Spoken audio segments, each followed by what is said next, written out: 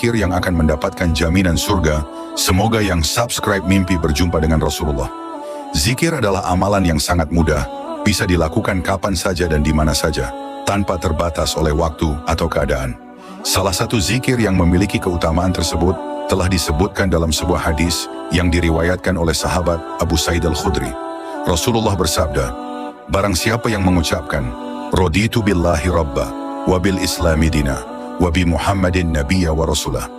Aku ridha Allah sebagai Tuhanku, Islam sebagai agamaku, dan Nabi Muhammad sebagai Nabi serta Rasulku, maka surga adalah jaminannya. Hadis riwayat Abu Daud